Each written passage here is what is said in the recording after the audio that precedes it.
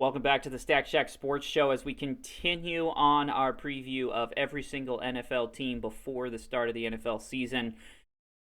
The team that's going to be playing in that opening game, Baltimore Ravens. We finished the AFC East. Now it's time for the AFC North as we work our way through the AFC. And we'll get to our NFC teams leading up to, again, Ravens, the team we're talking about today, going to be playing the Chiefs opening night as the first game, is a great game to kick off the NFL season. Now, the Ravens, they're coming off of a pretty solid year, 13-4, made it to the conference championship. Now, they did not look good in that conference championship game. If you'll remember right, against the Chiefs, going to be a rematch to start the season, they came in with like the number one rushing offense and basically didn't try and run the ball against the Chiefs, who, coming into that game, really did not have a great rush defense compared to their past defense, right? Defense overall at the Chiefs was solid, but there was definitely some questions and some concerns around the league of, can the Chiefs' rushing defense keep up? Their pass defense absolutely was just shutting everybody down when they tried to throw the ball.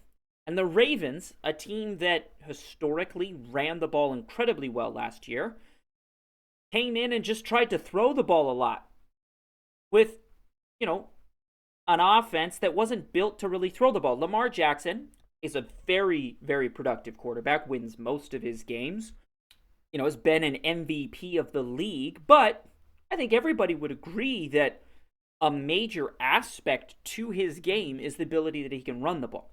I'm not saying he's a terrible thrower of the football. I'm just saying that his running ability and then what that does to the running game at Baltimore, freeing up those running backs to be even more productive because everybody's worried about Lamar keeping it, right? Read option stuff, just straight draw plays and things.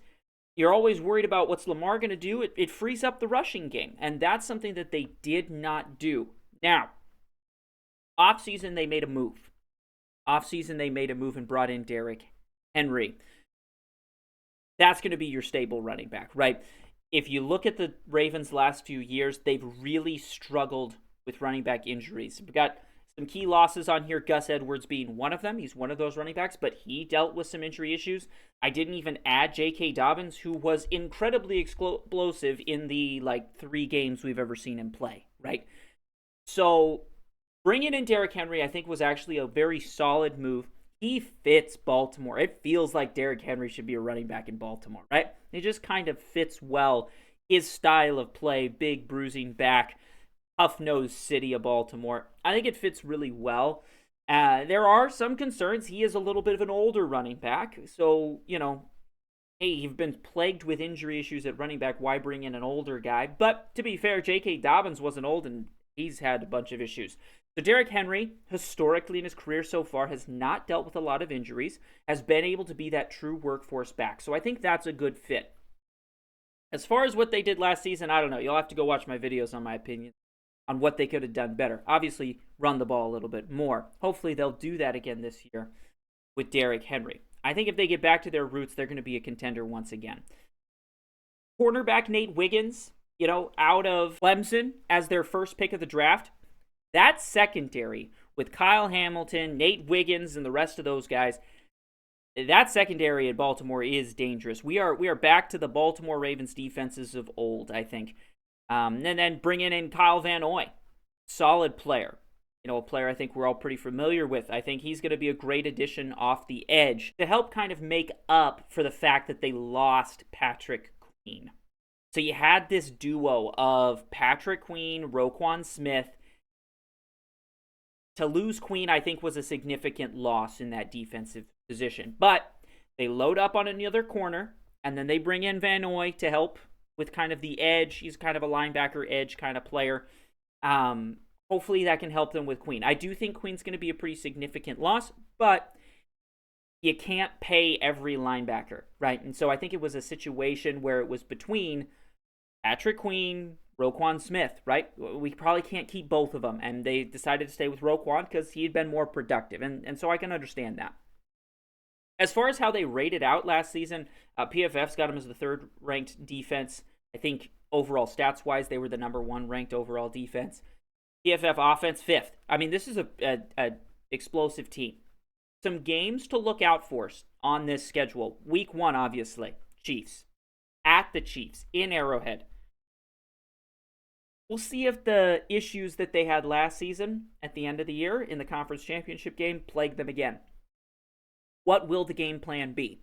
I think it's run the ball. Big dose of Derrick Henry, big dose of Lamar carrying it, and a lot of read option stuff. That's the way I think you come at them. Then week 3 at Dallas. I think that's going to be an interesting one, followed up by week 4 versus the Bills. Do you see that? I listed most important games. None of those are division games, right? So we're not even counting the division games, which obviously are going to be big. But 3 of the first 4 games I have on my list.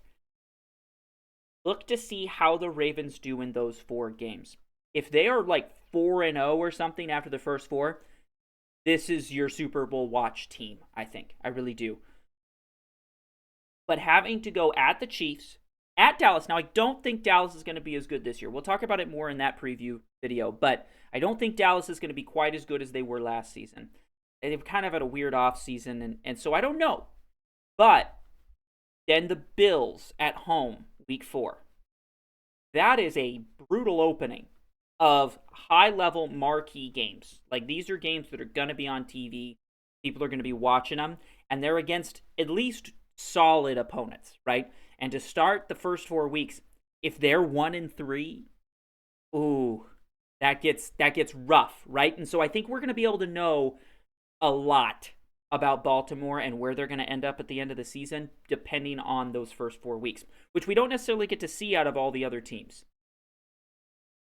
And then week 17 at Houston. That's going to be a banger of a game. And it could have major playoff implications. That's a key road game at the end of the year when, how is Houston going to be coming back? I mean, rookie year C.J. Stroud was incredible. We'll see how they are.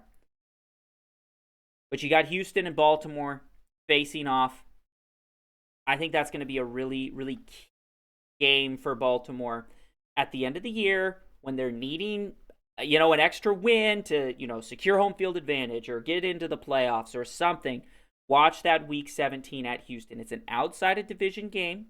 Again, division games are always important, but outside of division games away in Houston, we'll have to see how that goes. Again, I think we're going to know a lot about the Baltimore Ravens after the first 4 weeks, just because they play 3 quality opponents that, Chiefs and Bills have definitely been Super Bowl contenders in the last couple of years, along with the Ravens, and so we're going to get to see those matchups right away. Really going to be exciting to start the season. Keep your eyes on Baltimore. But I want to hear from you. I want to hear from some Baltimore fans. How do you feel? How are you feeling about losing Patrick Queen? How are you feeling about Derrick Henry? I feel like you got to, you still got your head coach. You still got Lamar Jackson.